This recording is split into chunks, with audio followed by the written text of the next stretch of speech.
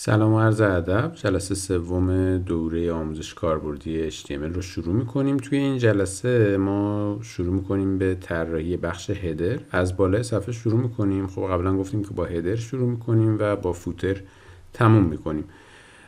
و برای شروع هدر من توضیح بدم راجع به هدر. هدر بخش فوقانی وبسایت شما هستش، یعنی قسمت بالایی که منو قرار گرفته، لوگو قرار گرفته و بقیه آیتم هایی که هستن، اون قسمت هدر شما هستش.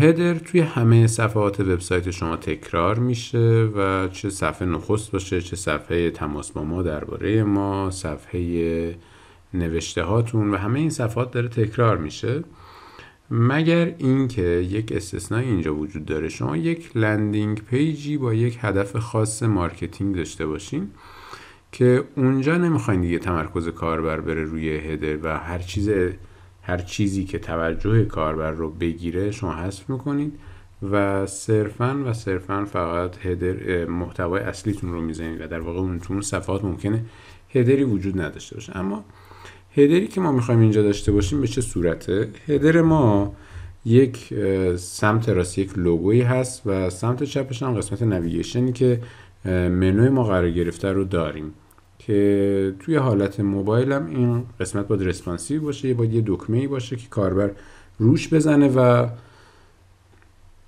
منو نمایش داده بشه. و پس بریم وارد محیط VS Code بشیم و این قسمت هایی که گفتیم اونجا با هم دیگه داشته باشیم. خب میام اینجا این قسمت رو پاک میکنم. این قسمت رو از جلسه قبل نوشته بودیم که فونتامون رو تست بکنیم که پاکش میکنم.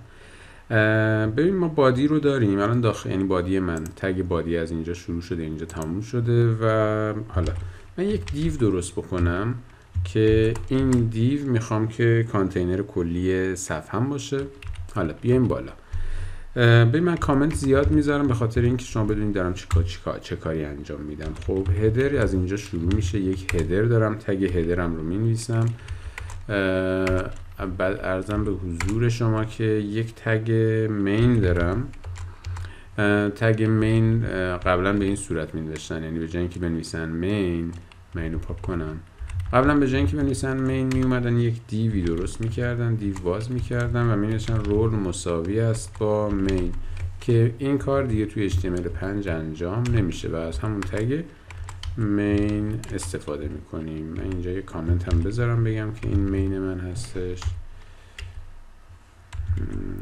مین و حالا بیام پایین تر یک فوتری هم دارم که اینجا می نویسم فوتر و تگ فوتر رو باز و بسته میکنم.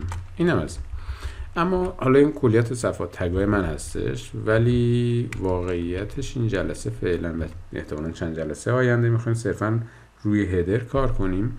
هدر ما اگر که تصویر جلو چشتون باشه، ما گفتیم که این هدر ما یک کانتینری داره، یک ظرفی داره که اینا توش قرار گرفتن، یک ستون سمت راستی داره که کوچیکتر هست اون ستون و قسمت لوگوی من هستش، یک ستون بزرگتری هم هست سمت چپ که اون ستون هم قسمت منوی من هستش و نو من هستش و گفتیم یک دکمه هم خواهیم داشت که برای اون قسمت رسپانسیو هست که اگر عرض صفحه از یک حدی کمتر بود این دکمه نمایش داده بشه و منوی ما داخل اون با تاچ کردن اون قسمت باز و بسته بشه. خب پس بیایم دیوام رو درست بکنیم. بگم که گفتیم که یک کانتینر میخوام،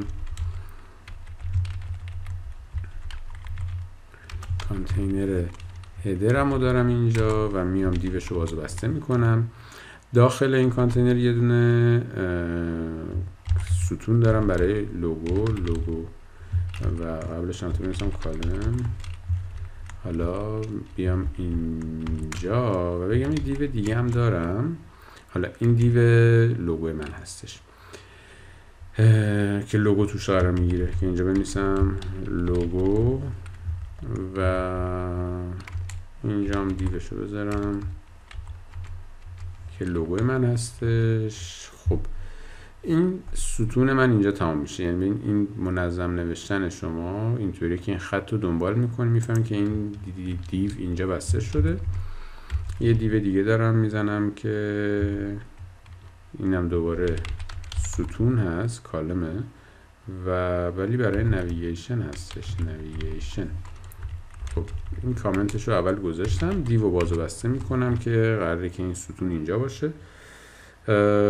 یک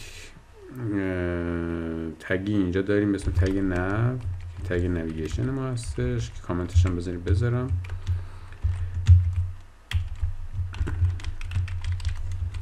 نویگیشن. حالا داخل این تگ UL و LI من قرار میگیره که UL و LI میشه همون قسمت منوی ما که حالا میریم با CSS باش بازی میکنیم و اون استایلی که میخوایم رو در میاریم. بیا اینجا منویسم که منیو آیتمز. حالا آیتم های منومون هم از اینجا شروع میشه و دیگه این نو اینجا، این دیو هم اینجا تمام میشه. این قسمت چون داخل کانتینر هدرمون هستیم دیگه، این داخل این کانتینر هدر یه دونه دکمه میخوام بذارم، بگم که این دکمه، حالا بیا اینجا بزنیم،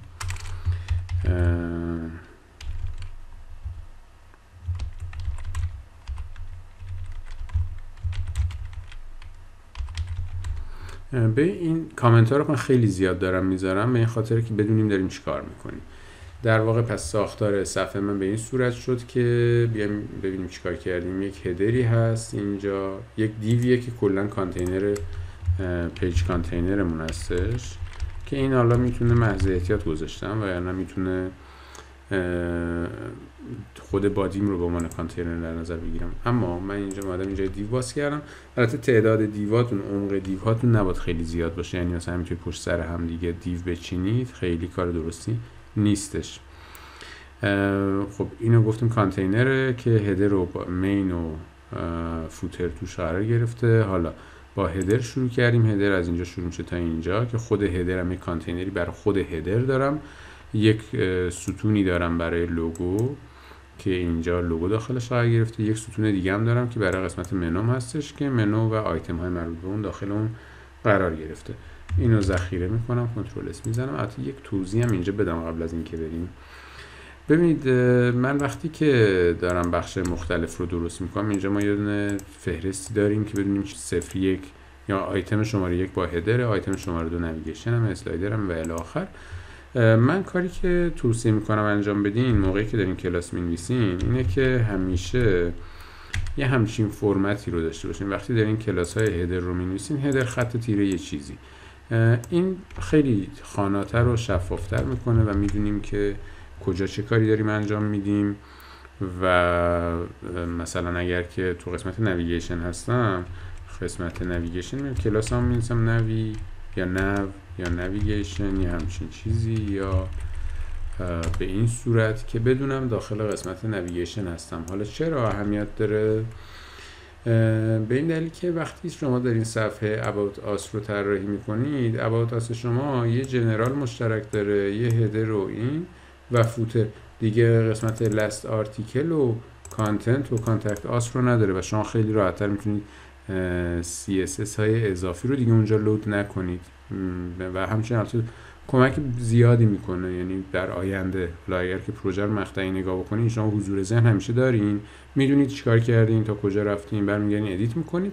اما این اصولی که کدتون رو خوانا بکنه به شما کمک میکنه